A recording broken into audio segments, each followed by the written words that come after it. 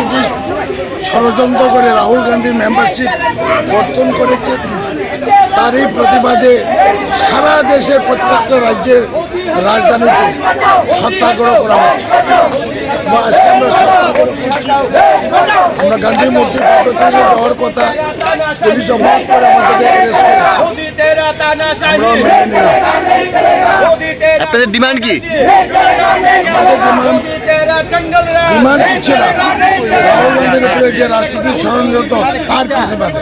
রাজ্যের কোনো ইস্যু নেই সঙ্গে।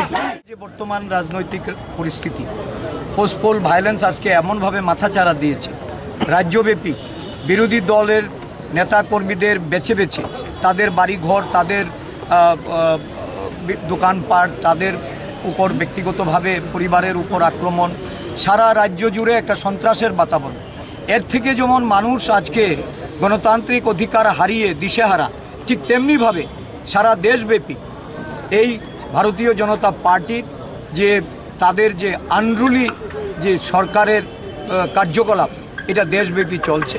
রাহুল গান্ধী জাতীয় কংগ্রেস নেতা, রাহুল গান্ধীর বিরুদ্ধেও একটা নিম্ন আদালতের রায়কে কেন্দ্র করে যে ধরনের রাজনৈতিক জিজ্ঞাসা আজকে নেমেছে শাসক দল, তার মেম্বারশিপ খারিজ করেছে, তাকে বাড়ি থেকে, সরকারি বাংলো থেকে অতি শীঘ্রই, অতি সত্বর তড়িঘড়ি করে তাকে সেখান থেকে উচ্ছেদ করা হচ্ছে। দেখা যাচ্ছে এটা যদিও এই সম্পর্কে রাহুল গান্ধী মতামত দিয়েছেন যে উনি নিজেই বাড়ি ছেড়ে বেরিয়ে যাবেন, কিন্তু আমরা দেখেছি সারা দেশের বিভিন্ন অঞ্চলে নেতারা যারা সদস্যও নন, তারা সেখানে বহাল তবিয়তে সরকারি বাংলোতে আছেন।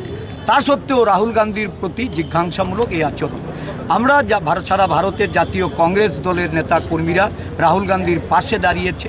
রাহুল গান্ধীর এই প্রতি যে অন্যায়, যে অসাংবিধানিক, অগণতান্ত্রিক যে মনোভাব নিয়ে সরকার রাহুল গান্ধীকে দাবিয়ে রাখার চেষ্টা হচ্ছে। মূলত রাহুল গান্ধী কি বলেছেন?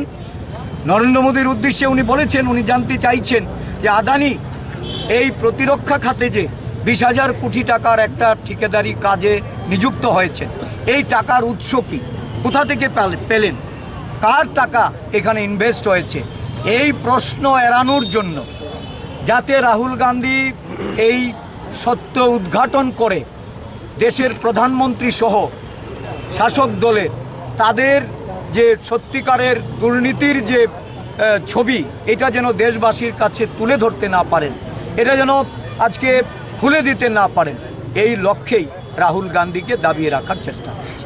জাতীয় কংগ্রেস মনে করে যে এটা ন্যায্য দাবি, এটা জনগণের জন্য। দেশের অর্থনীতি আজকে পঙ্গু করে দেওয়া হচ্ছে, দেশের সম্পদ বিক্রি হয়ে যাচ্ছে।